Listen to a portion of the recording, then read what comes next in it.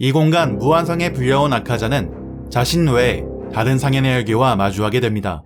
한쪽에 덩그러니 놓여있던 항아리에서는 효옷이라는 괴이한 소리와 함께 상현의 오 교코가 나타났습니다. 그는 눈과 입의 위치가 바뀌어 있는 괴기스러운 모습이었죠. 이들은 어떤 상현이 규살대에게 당한 것인지 몰랐기에 교코는 내심 아카자가 당하길 바랐었다는 마음을 내비치며 도발하였고, 마침 또 다른 상현의사 한텐구가 등장합니다. 그는 이곳에 불려온 것이 정확히 113년 만이라고 말했고, 그 숫자가 나눌 수 없는 짝수, 홀수라며 무섭다고 엄살을 떨어댑니다. 키부츠지 무자는 아직 무한성에 오지 않았기에 아카자는 상현일이 어디에 있는지, 설마 당한 건 아닌지 나키메에게 물었고, 그와 동시에 자신의 걱정은 해주지 않냐고 말하는 규타로의 회상 속 혈기가 등장합니다. 그는 소중한 동료라는 이유로 모두를 엄청 걱정했다고 말하며 아카자의 어깨에 친근히 팔을 올려놓았습니다. 그의 눈에 적힌 문자는 과거 상현의 6이었으나 현재는 상현의 2라고 적혀 있었죠. 도우마는 전에 교코가 항아리를 준 것에 다음번엔 자신의 집에 놀러오라고 말하며 이들이 잡담하는 사이 아카자는 도우마가 자신의 어깨에 올려놓은 팔을 치우지 않자 그의 턱주가리를 날려버립니다. 도우마는 피를 흘렸으나 금세 재생했고, 이어서 그가 아카자의 주먹을 훌륭하다고 평가하며 예전보다 좀 강해진 건지 해맑게 묻자 아카자의 얼굴이 일그러집니다. 그런 상황에 나키메는 상현일이 어디냐고 물었던 아카자의 물음에 답했는데, 그녀의 말에 교코의 도발에도 무미건조했고 도우마에게도 싸늘했던 아카자의 표정이 순간 변하며 그의 시선이 상현의 1에게로 향합니다.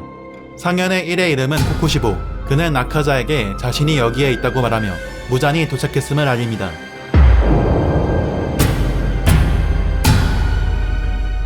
어떤 실험을 하는 중인 무자는 차가운 표정으로 규타로가 죽었다고 공표했고 상현 딸이 이지러졌다며 실망감을 표했습니다. 이에 도우마가 규타로를 자신이 소개했으니 사죄의 의미로 자신의 눈을 도려내겠다고 말했으나 무자는 내 놈의 눈알 따윈 필요 없다고 말하며 규타로와 기살대의 싸움을 평합니다. 그는 규타로가 질 것이란 걸 알고 있었습니다. 그 이유는 다키가 걸림돌이 될 거라고 예상했었기 때문이었죠. 무자는 처음부터 규타로가 나서서 싸웠다면 이겼을 거라고 불만을 표합니다. 그러나 그딴 건 더 이상 무잔에게 의미 없는 일이었고, 인간적인 부분을 많이 남겨둔 자들부터 차례차례 지고 있다는 것에 한심하다고 말하며 실망감을 드러냅니다. 분위기를 모르는 도우마는 해맑은 표정으로 무잔이 슬픈 말을 하고 있다며 자신이 언제 당신의 기대에 부응하지 못한 적 있었냐고 물었고, 그의 말에 무잔은 자신이 분노한 이유를 이야기합니다. 이들이 여전히 우부야시키 일족을 매장하지 못하고 있는 것과 푸른 피어나를 수백 년이 넘도록 찾지 못하고 있었기 때문이었죠. 그의 일침에 한텐구는 엎드려 빌었고 아카자는 침묵을 지켰으며 코쿠시보는 반론할 여지가 없다면서도 우부야시키가 교묘하게 자취를 감추고 있다며 핑계를, 도우마 또한 탐지 탐색은 전문 분야가 아니라며 핑계를 댔습니다. 그때 교코가 자신은 다르다며 무잔의 소망에 가까이 다가가기 위한 정보를 물어왔다고 말하자 무잔은 교코의 머리를 자신의 손으로 이동시키며 정신교육을 시작합니다. 자신이 싫어하는 것은 변화, 무자는 온갖 변화가 대부분 퇴화 또는 쇠퇴의 상징이라고 생각했습니다. 이어서 자신이 좋아하는 것은 불변, 완벽한 상태로 영원히 변치 않는 것이라며 자신이 추구하는 가치관을 말했습니다. 113년 만에 상현이 죽어 변화가 일어난 것에 무자는 자신의 불쾌감이 절정에 이르렀다며 아직 확정되지도 않은 정보를 히히낙낙거리며 전달하지 말라고 말했고 교코의 머리를 떨어뜨립니다. 그리고 앞으로 좀 더 죽을 힘을 다해 일하라며 상현이 분발할 것을 촉구했고, 정보가 확정되면 한텐구와 함께 그곳으로 가라는 명령을 내린 뒤 무자는 사라집니다. 도우마는 자신도 같이 가고 싶다며 교코에게 정보를 캐물었는데 이때 아카자가 도우마의 머리를 날려버립니다.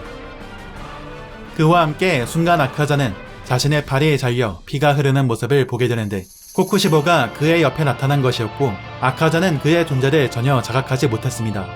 도우마는 자신은 괜찮다며 코쿠시보가 자신을 위해 행동한 것인 줄 알고 있었으나 이것은 서열의 흐트러짐, 더 나아가 주종관계에 금이 갈 것을 염려한 코쿠시보가 아카자에게 보내는 경고였습니다. 코쿠시보는 정 마음에 안 들면 교체 혈전을 신청하라고 말했고 도우마는 어차피 신청해봤자 아카자가 우리를 못 이길 거라며 아카자의 자존심을 짓밟았습니다.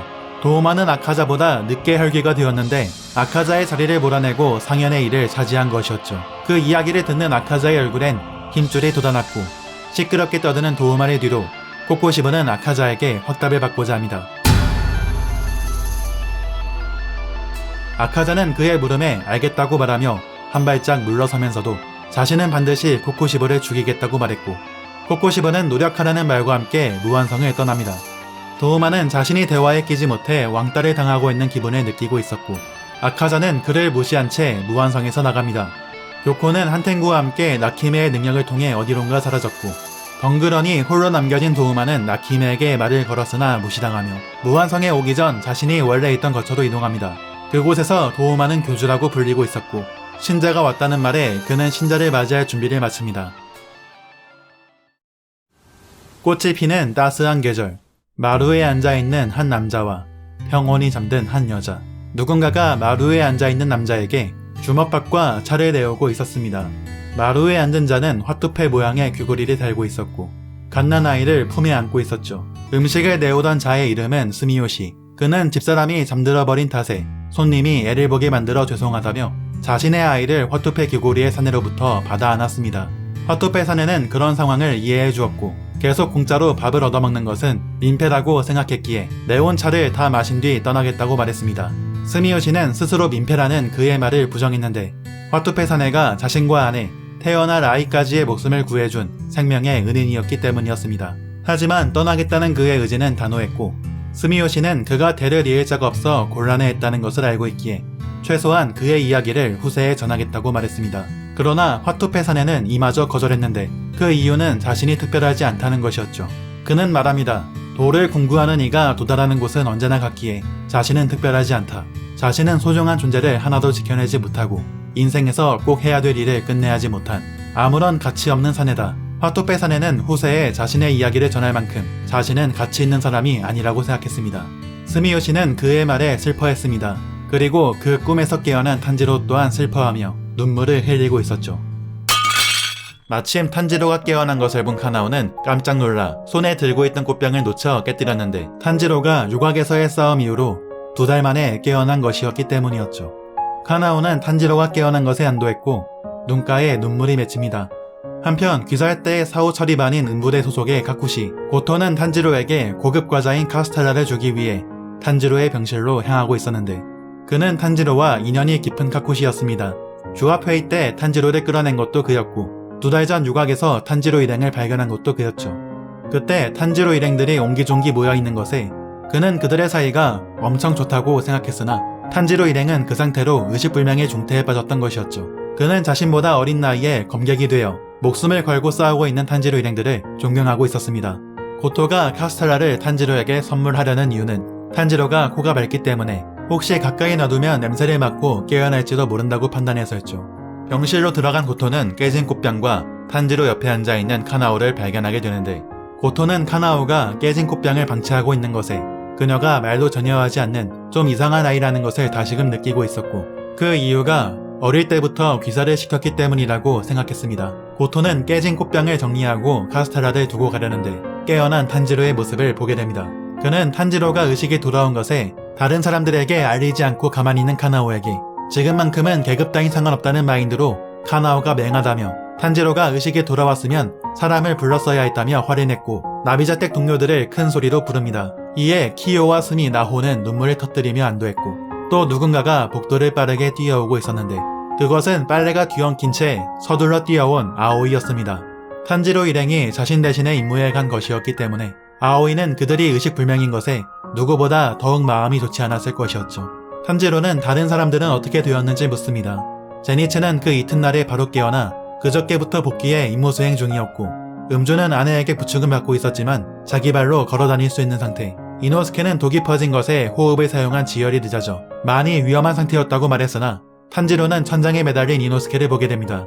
이노스케는 이래 전에 깨어났었고, 탄지로는 그런 이노스케를 대단하다며 칭찬합니다. 자신은 불사신이라는 이노스케와 그게 아니라 바보라고 말하는 고토가 실랑이를 벌이는 사이 소심하게 조용히 하라고 말하는 카나오는 참다 못해 탄지로가 잠들었으니 조용히 하라며 소리를 질렀습니다. 탄지로는 모두가 무사하다는 사실에 긴장이 풀린 것인지 다시금 깊은 잠에 빠진 것이었죠. 이로부터 일주일 후 탄지로는 완전히 회복했고 이노스케는 임무에 복귀했습니다. 탄지로도 곧 임무에 복귀해야 하기에 체력 회복을 위한 훈련에 나섰고, 문득 나오에게 자신이 잠들어 있는 동안 다키와의 싸움에서 일륜도의 이가 다 나갔기 때문에 새로운 칼이 도착하지 않았냐고 물었습니다. 그러나 칼 대신 하가네즈카가 보낸 편지가 와 있었고, 그 내용은 너한테 줄 칼은 없다는 것이었습니다. 벌써 세 번째로 칼을 말아먹은 것에 대한 하가네즈카의 분노가 담긴 편지였죠. 이에 탄지로는 직접 도곡마을로 가서 얘기해보는 게 좋지 않겠냐는 의견을 듣고 큰 어르신의 허가를 받아 안내역으로 붙은 은대원과 함께 도곡마을로 향하게 됩니다. 도곡마을은 외부인들에게 철저하게 은닉되어야 하기에 눈 가리개와 귀마개, 코가 밝은 탄지로는 코마개까지 착용해야 했죠. 또한 종착 지점까지 길목의 중간 지점마다 은대원들이 대기하고 있고 다음 지점까지 바톤 터치처럼 교대로 인계하는 체계였습니다. 길의 안내는 까마귀가 하는데 까마귀를 포함한 은대원들 그리고 길의 순서도 빈번하게 바뀌었기 때문에 누군가가 쉽사리 도곡마을의 위치를 알아낼 수 없었죠. 마침내 도곡마을에 도착한 탄지로 그는 마을에서 풍기는 온천 냄새를 느낍니다. 탄지로는 마을까지 데려다준 대원에게 목소리가 사방에 들릴 정도로 고맙다는 인사를 전했는데 그의 목소리는 온천에서 목욕 중인 연주 칼로지 미츠리에게까지 전해지며 귀멸의 칼날 도곡마을 에피소드의 시작을 알립니다. 이번 1화에서는 상현 혈기 간의 관계와 무잔이 가진 가치관, 스미우시와 화투페 기고리의 사내의 인연, 카쿠시 고토의 등장을 통해 나타내는 이전과 변화된 카나오의 모습, 유곽의 마지막 모습 이후의 상황들, 숨겨진 도곡마을의 비밀까지를 알 수 있는 화였습니다. 개인적으로 애니메이션 1화에서 공개될 상현들의 성우가 굉장히 궁금하고 기대되는군요.